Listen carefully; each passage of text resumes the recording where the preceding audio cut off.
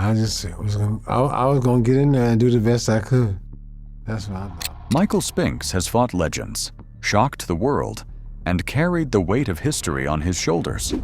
But one particular fight led him to leave the ring and never to return. Now at 60, the former heavyweight champion reveals out of all the names and opponents he has faced, one fighter stands out as the toughest he ever faced, leading to his unexpected retirement. Before getting into the toughest opponent that marked the end of Spinks' career, let's look at his incredible career run and why his early retirement was such a shocker. The Golden Boy. Born and raised in the rough streets of St. Louis, Missouri, Michael Spinks didn't start his boxing journey on his own. He and his older brother Leon both loved the sport and soon became inseparable partners in crime. Apart from being siblings, they were also a dynamic duo with a shared passion that would one day put their family name in the history books. They learned to fight together as partners, not just in the ring, but through life, pushing each other to greatness every single day. Their bond was the start of everything they ever achieved, and soon their dream would become a reality. Their hopes had come into fruition on the world's biggest stage at the 1976 Montreal Olympics. It was a moment that would be unforgettable as far as the sports world is concerned. Leon, who had become a heavyweight boxer, and Michael, a middleweight, both stood on the top podium, draped in gold medals. It was the first time in Olympic history that two brothers won boxing gold at the same games. While Leon's victory over the legendary Cuban Teófilo Stevenson grabbed headlines, Michael's journey was equally captivating. His unique, almost awkward style and lightning-fast movements caught the eye of boxing fans, hinting at the star he was destined to become. After their Olympic win, Michael turned pro in no time in 1977. At this time, the two of them wanted different things. Leon was content being a big personality in the heavyweight division, while Michael quietly carved out his own path. Even though he was admired for being a great fighter like his brother, one of the things that caught the eyes of audiences was his fighting style. Soon, he got the nickname Jinx, which wasn't about him being lucky, but because of the punch that came out of nowhere from his right hand. The punch in question was hard enough to put his opponents to sleep. Just like that, he was making a name for himself one fight at a time, away from his brother's shadow. As he climbed the light heavyweight ladder, Michael's undefeated streak grew longer with each fight. He faced a who's who of the division, taking on every challenge thrown his way. Each win brought him closer to a shot at the unified title. Fight after fight, he won and dominated, and soon his success came quickly. His crowning achievement came when he unified the WBA, WBC, and IBF titles, becoming the undisputed light heavyweight champion. With this, there was no doubt that he was the man of the moment and one of the very best fighters of his generation. Even though he had taken over his division, there was a bigger challenge looming. Having conquered his division, Spinks set his sights on an even bigger challenge. He was a small man in a big man's world, and the undisputed heavyweight champion was calling his name. How would the Jinx fare against the long-reigning king of the heavyweights, Larry Holmes? Michael Spinks stepping into the heavyweight division was almost an unthinkable move. For years, people had been saying the jump from light heavyweight was a death wish. Critics and fans had argued endlessly about how it was going to turn out, believing that his smaller frame and lighter punches would be no match for a true heavyweight boxer. They said he'd get pushed around, and worst of all, he wouldn't be able to handle the force behind a 200-plus pound punch. But Michael Spinks wasn't one to back down from a fight. He saw an opportunity to make history and a chance to do what no one thought was possible. Standing in his way to make history was the man everyone called the Easton Assassin, Larry Holmes. For 7 years, Holmes had ruled the heavyweight division with an iron fist. He had a powerful, piston-like jab that was considered one of the best in boxing history. With a record of 48-0, he had successfully defended his title a whopping 19 times, putting him on the verge of tying the legendary Rocky Marciano's undefeated record of 49-0. Holmes was one of the best in the business, and it was crazy to think that a light heavyweight like Michael could dethrone him.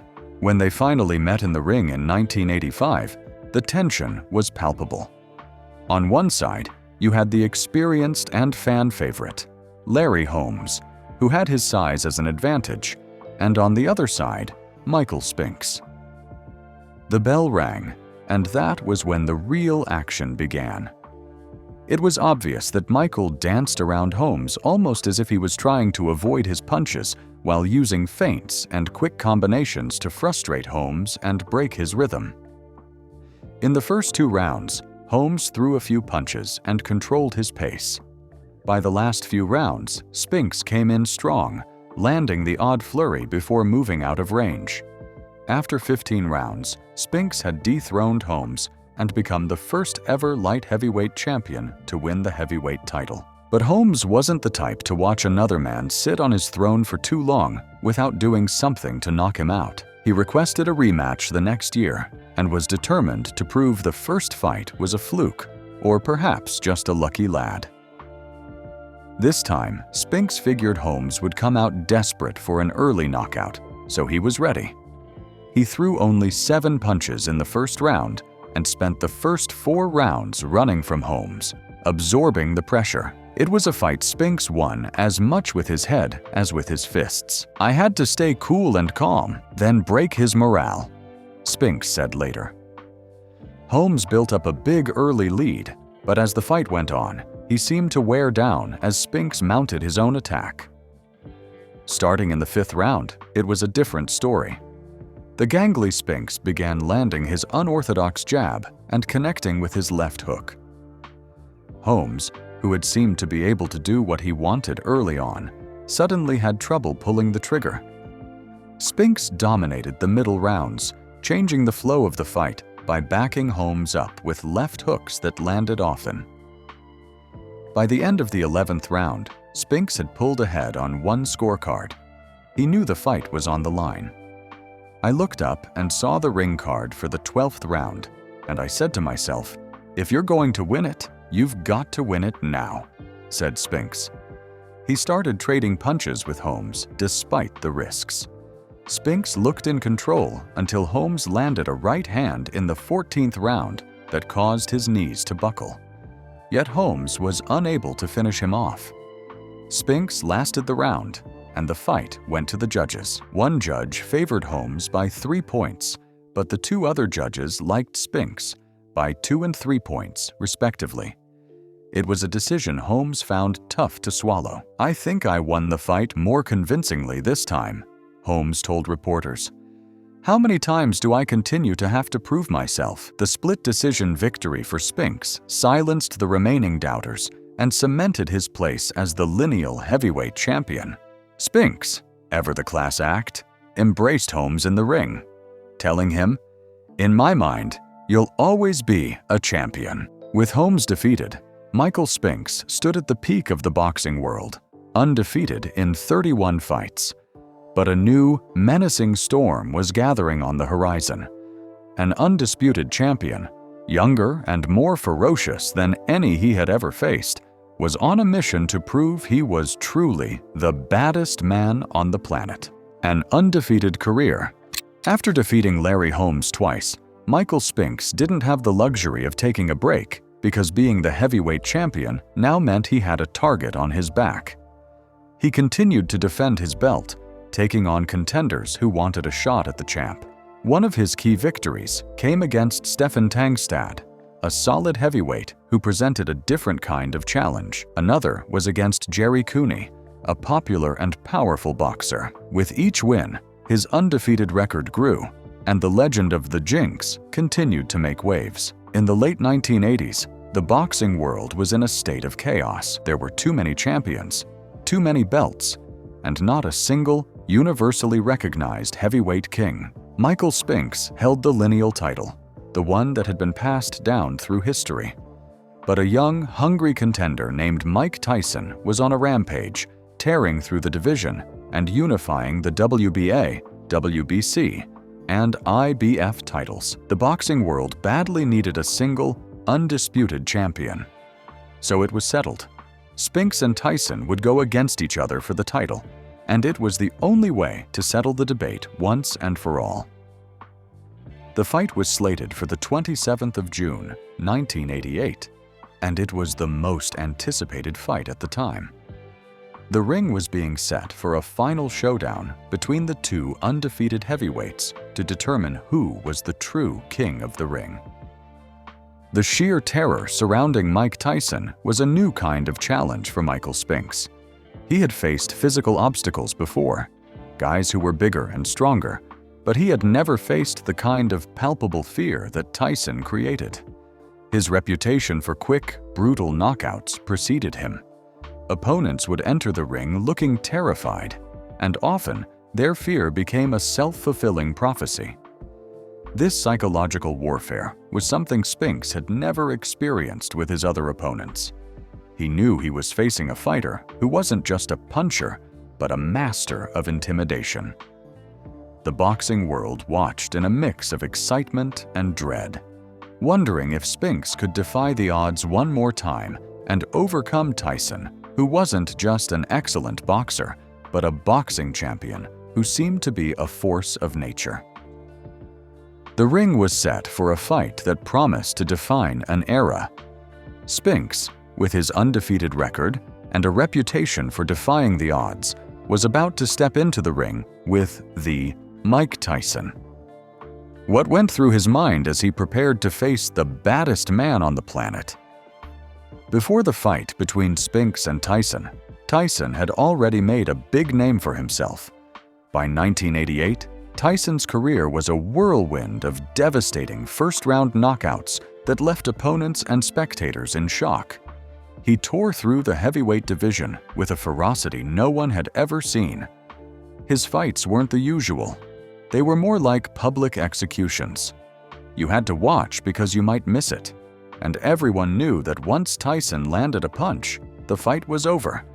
Opponents who have shared the ring and won knew better than to say they had it easy, and the ones who were unlucky weren't just defeated, but annihilated. So, through the run of Tyson's career, he had an aura of invincibility, and that wasn't all. Tyson was feared and intimidated by his opponents, and no one at the time wanted to fight him. His menacing stare during weigh-ins and face-offs was a weapon in itself. He'd stand there, rock solid, with a look that seemed to say, "I'm going to hurt you." His explosive display of confidence often defeated rivals even before the opening bell even rang. Fighters would walk into the ring already scared, and that fear would paralyze them, making them easy targets. It was a kind of psychological warfare that was a new frontier for boxing. Spinks had never faced a fighter who was an artist of intimidation on this level. The lead-up to the 1988 showdown was a media circus like no other. The pre-fight drama was off the charts. Everyone had an opinion, but most of them were soaked in awe and fear. Trainers and commentators spoke in hushed tones about Tyson's power. One commentator said that watching him hit the heavy bag was like watching a car crash in slow motion. The hype was different this time, and the question on everyone's mind was if Spink would leave the ring in complete shape. The betting odds were lopsided, with Tyson as a fan favorite, and that just added to the pressure on Spinks' shoulders. This looming shadow of fear forced Spinks to fight a battle within himself. His typical quiet confidence was being tested in a way it never had before. He was a master of overcoming physical challenges. He had beaten bigger, stronger men through skill and strategy. He had outsmarted them. But how do you outsmart a man who was likened to the force of nature? The thought of Tyson's power and reputation was a new kind of challenge for Spinks.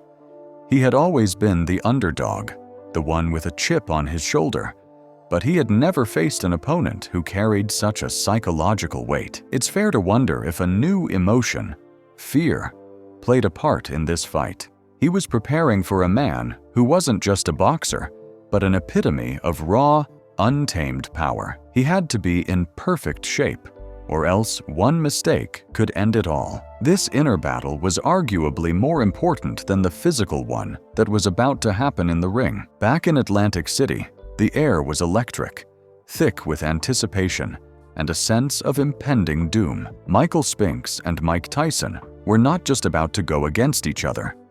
The world was about to witness a defining moment, one that no one expected to be over in a flash. From the moment the bell rang, Tyson rushed forward, applying immediate pressure. He didn't waste a second throwing punches while Spinks tried to circle away to find his rhythm, but Tyson's speed was shocking. It was obvious that Tyson's aim was to bring him down. It was a fierce left uppercut that rocked him and a right hand that followed. This was the beginning of the end. Tyson continued with his punches, each one carrying the weight of his entire body. Spinks was overwhelmed, trying to clinch and hold on, but it was useless. Then in no time, Tyson's right hand sent Spinks crashing to the canvas for the first time in his career. Spinks got up, but his legs looked shaky. The look on his face said it all. He didn't understand what had just happened. Never in his career had he ever been hit at such a pace and that hard. The final blow came just seconds later. Tyson swarmed him, relentless in his pursuit. He unleashed a short, powerful right hand, followed by a crushing left hook to the jaw. Spinks's body went limp, and then he collapsed to the canvas. The referee started his count, but everyone knew the fight was over. It was a brutal knockout. The fight, billed as once and for all, was over in just 91 seconds. Spinks lay on the canvas for a moment, not with a look of pain, but with a look of pure bewilderment. His undefeated record was gone in less than 2 minutes. He had suffered the first and only loss of his professional career. He went from being an undefeated champion to being a footnote in Tyson's winning streak. The boxing world was in a state of shock, and for Spinks, everything changed in the blink of an eye. He retired from the sport after the fight, but the question remained: was it just a bad night, or was something else at play? Reflecting on the toughest opponent, some people would have thought Spinks would have asked for a rematch, but deciding to leave a perfect 31-1 record behind him was something no one had expected. For a long time, Spinks largely withdrew from the public eye. He wasn't a man who loved the spotlight anyway. He would make an occasional appearance, but for the most part, he remained a mystery to those who wondered what had really happened in that ring. After so much speculation from fans and sports critics, Spinks decided he was going to tell it all.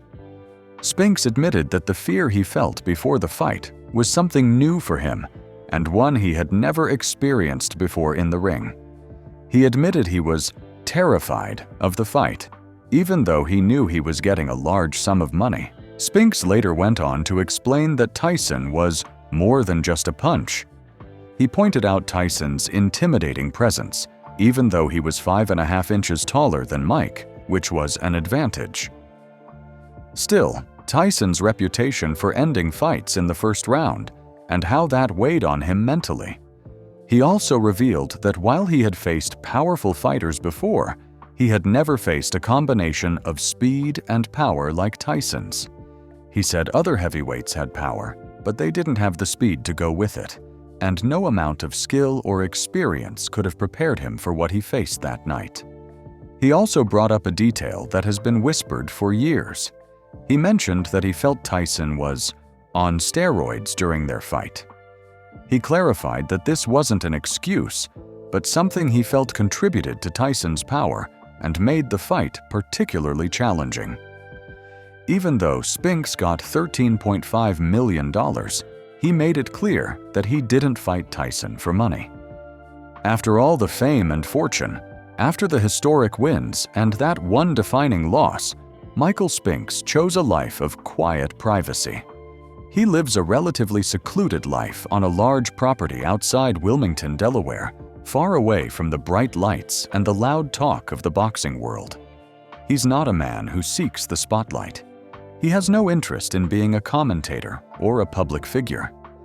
Despite his private nature, Spinks hasn't completely turned his back on the world.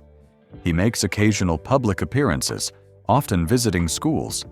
He'll bring his Olympic medals and championship belts, not to brag, but to inspire young people. He uses his story to teach them about dedication and overcoming challenges. He's found a new purpose, one that's far removed from the brutal business of boxing.